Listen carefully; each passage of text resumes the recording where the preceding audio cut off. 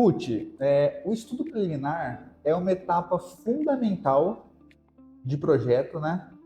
Que a partir dele você vai impactar totalmente o produto, a solução do projeto, né? Eu queria entender contigo, quando vem para a tua equipe fazer um estudo preliminar, quais são os pontos importantes? Como você segue uma estrutura de tomada de decisão em termos de solução para o projeto? O estudo preliminar, ele é, igual você comentou, a etapa que a gente tem a maior carga técnica, onde a gente vai definir as soluções do projeto. Então, o que a gente faz? Normalmente, estudo preliminar, a gente tem um tempo um pouco maior de desenvolvimento, não é um desenvolvimento às pressas, porque a gente precisa pensar numa boa solução para o empreendimento. Então, a gente, primeiramente, entende quais são os pré-requisitos que a cidade pede para aquele local, para o produto.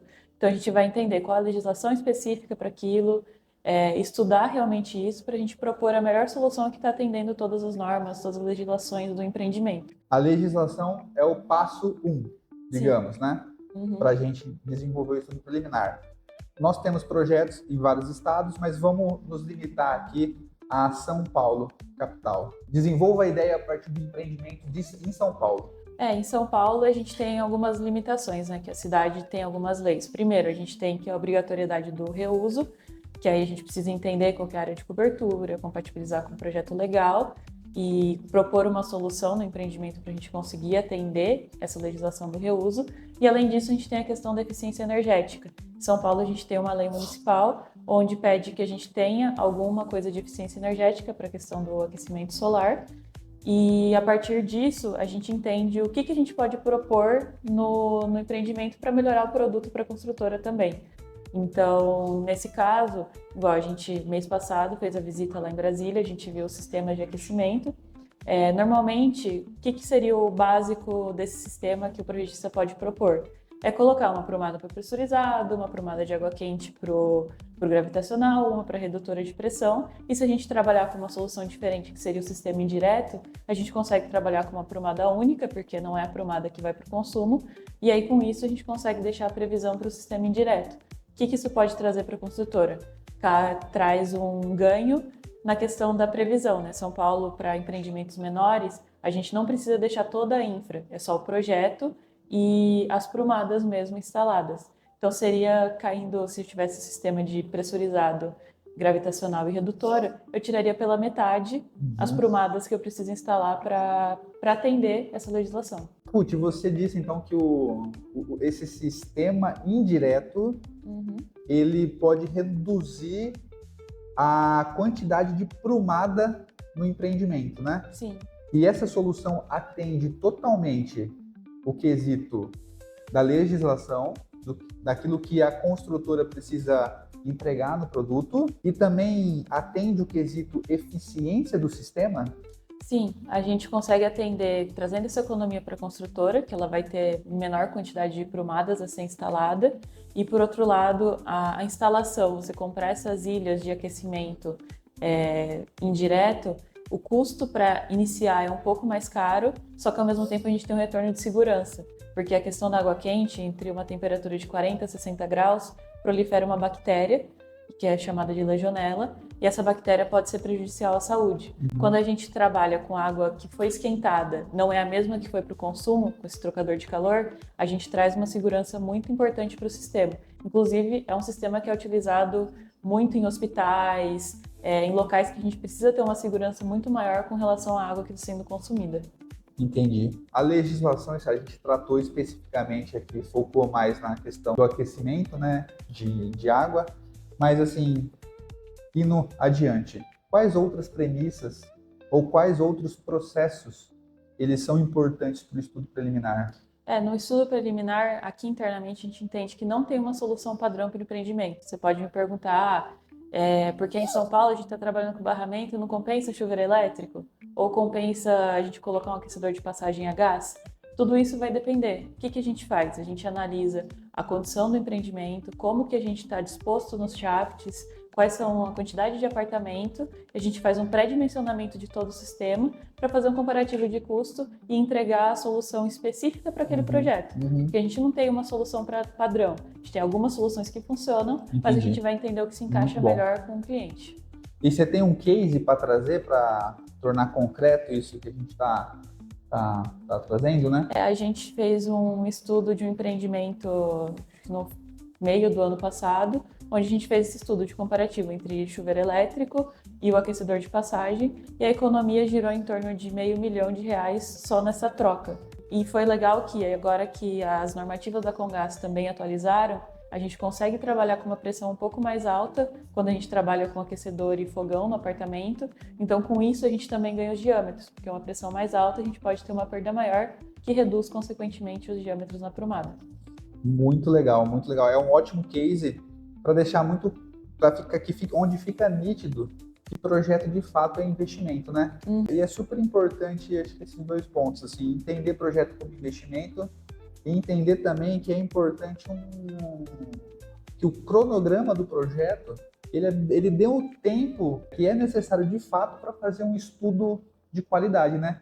Isso não é nem só pensando em instalações, mas é no todo, né? Estrutura, arquitetura, essa parte, esses estudos iniciais, eles vão fazer muita diferença, né? Sim, faz total diferença. Então, a gente propor uma solução melhor e, ao mesmo tempo, se a gente vê que tem alguma coisa na arquitetura que, não está funcionando muito bem para instalações, às vezes é uma questão de nível para a gente conseguir sair com água pluvial na sarjeta, é o momento que a gente tem de propor essa alteração. E se a gente for ver isso só lá na frente, num pré-executivo ou no executivo, a gente não tem mais tempo de fazer uma mudança drástica, aumentar um pé direito ou até aumentar o nível do terreno para que a gente consiga atender melhor. A mesma coisa funciona também para a elétrica. Às vezes, só da gente trocar a posição do centro de medição, a quantidade que a gente está economizando em cabo já vai ser um resultado muito bom para a obra. Faz todo sentido, né? Uhum. E é muito interessante destacar que a gente tem trabalhado com parceiros, com clientes, com gerenciadores de projetos que tem essa visão, né?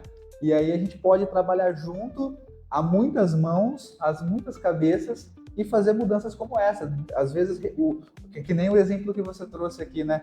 O fato de eu reposicionar o shaft de elétrica, mudar para ele sair daqui para lá, eu preciso talvez mexer em alguma posição de apartamento. Mas faz sentido essa mudança, porque isso vai gerar economias de centenas de milhares de reais, além do mais da eficiência do sistema, né? Sim. Então, é aí que a gente vê que realmente o estudo preliminar assim, é uma etapa fundamental para gerar valor mesmo para o projeto, para que a partir dele nasça o melhor projeto do produto, do empreendimento, né? Em todos os aspectos, instalações, arquitetura, estrutura, né? A gente tem até alguns parceiros nossos que chamam a gente, às vezes, até antes do projeto legal estar fechado. E é esse momento que a gente consegue colocar nossos inputs do projeto, entender muito bem as soluções, para que já saia redondo quando ele for para a prefeitura. E a gente não tem aquele todo retrabalho de ter que reaprovar alguma coisa. Então, quanto antes a gente entrar pensando nessa engenharia, nesse desenvolvimento do projeto, a gente consegue trazer mais valor para o cliente. Sim, essa troca é fundamental, né? E, Ruth, o assunto instalações, né? Ele influencia demais a arquitetura do projeto, né? Me veio na mente aqui situações como o pé direito do térreo, o próprio pé direito dos andares, necessidades e decisões em relação a forro, a sanca, né? A altura do barrilete, enfim, tamanho de shaft, posição de shaft. Você comentou agora há pouco sobre o nível do terreno, né? Então, instalações olham o empreendimento como um todo e é muito importante que ambas disciplinas, instalações e arquitetura, andem junto, né? Porque existe esse impacto real nos projetos, né, Ruth? Sim, a gente precisa... Isso é tudo avaliado no EP? A gente avalia isso no EP e a gente tenta pensar numa solução como um todo. Às vezes a gente pode ter uma solução que é muito boa, por exemplo, o método mais seguro de colocar um gás é na fachada, mas às vezes não é o que o cliente está querendo no produto dele. Então, por quê, por exemplo? Por questão, acho que aqui no Brasil a gente tem muito essa questão de esteticamente é feio o gás aparente, apesar de ser o mais seguro trabalhar com ele aparente, porque se tiver algum vazamento já está ao ar livre. Mas a gente vê muito bem. Eu não posso colocar, por exemplo, um gás aparente num produto de médio alto padrão. Não vai ser aceito pelo cliente, não vai ser aceito por pelo consumidor final também, quem está comprando apartamento. Então a gente precisa também entender todo esse contexto para propor uma boa solução. Então, uma analogia assim a isso que você está falando a gente anda com as normas nas mãos, mas também a gente anda com o book do empreendimento nas mãos, né? Sim. Então, assim, a gente faz uma análise 360, não é só olhando para instalações, é olhando para o que é melhor para aquele produto, segundo a visão do nosso cliente também, né? Porque às vezes a melhor solução para instalações não é a melhor solução para o empreendimento como um todo. Então a gente precisa trabalhar em conjunto. Ao mesmo tempo, até que internamente, às vezes a melhor solução para elétrica não é a melhor solução para hidráulica, mas a gente tem que se conversar e achar um ponto em comum, um ponto ideal para fazer essa proposta para o cliente. Sim, inclusive aquele empreendimento que você foi visitar lá em Brasília, o sistema indireto que foi adotado ali de aquecimento, ele era o mais eficiente, de fato, pelos pontos que você colocou, mas existiu também uma análise assim em relação à arquitetura, né? Porque se houvesse aquecedores naquele empreendimento, teríamos um impacto real na fachada, por causa da chaminé do aquecedor, Sim, certo? foi um Faz ponto, sentido? foi um ponto que assim que a gente chegou lá na obra, o pessoal comentou, ó, o dono da construtora, ele odeia aquele terminal de exaustão do aquecedor na fachada. Então, assim, é a premissa da construtora. Sim, e lá era uma obra de mais alto padrão, então as unidades eram de 100, 200 metros quadrados. Então não seria uma unidade que essa estética ela impactaria muito na decisão final do cliente. Então, o próprio dono da consultora falou, vamos trabalhar com esse sistema, vai tirar os terminais, e eles acabaram tomando até essa decisão durante o processo da obra. Não foi pensado isso no projeto lá atrás da concepção. Então, eles falaram que eles poderiam até otimizar muito mais se essa solução viesse antes. Eles conseguiram otimizar durante o desenvolvimento, a construção, mas poderia ser melhor se isso viesse lá atrás do estudo preliminar do projetista. Entendi. Ruth, agora pensando aqui, o estudo preliminar, ele também é uma etapa onde já se define quais materiais iremos empregar nos sistemas de instalações, seja o gás, instalações de água fria e quente, esgoto, água pluvial e N outros sistemas. O que a gente faz aqui? A gente sempre trabalha com um briefing, que é onde a gente vai sentar com o cliente, perguntar quais são as experiências dele, porque às vezes a melhor solução para a gente não é o que ele está acostumado. Entendi. A mão de obra dele pode estar acostumada a trabalhar só com PVC e eles não se adaptaram muito bem ao PEX, apesar de a gente ter muitas construtoras que se adaptaram muito bem ao PEX para a parte de água fria e quente. Entendi. Então a gente entende o que é a necessidade do cliente, o que ele quer naquele momento, para fazer a nossa proposta. Então a gente acha um ponto em comum entre o que a gente vê melhor tecnicamente, aquilo que o cliente está esperando. Às vezes o cliente não está esperando alguma coisa, a gente vê que tecnicamente é muito bom, a gente faz uma proposta também para ser discutida posteriormente numa reunião, a gente bater o martelo e já entrar numa etapa de pré-executivo onde a gente avança com um projeto bem definido. Então, assim, a engenharia que a gente faz aqui é uma engenharia olhando para as necessidades do cliente também, né? Para o local onde ele está inserido, porque talvez o produto, tal material, lá em Mato Grosso, onde a gente tem bastante projetos, a mão de obra lá não tem essa expertise, né? Ou talvez o material não é tão comum lá, né? Então, interessante que a gente está atento a essas necessidades. Mas eu vou fazer uma pergunta para você, Ruth, engenheira especialista em instalações hidráulicas. Você, individualmente, tem algumas preferências em relação a materiais?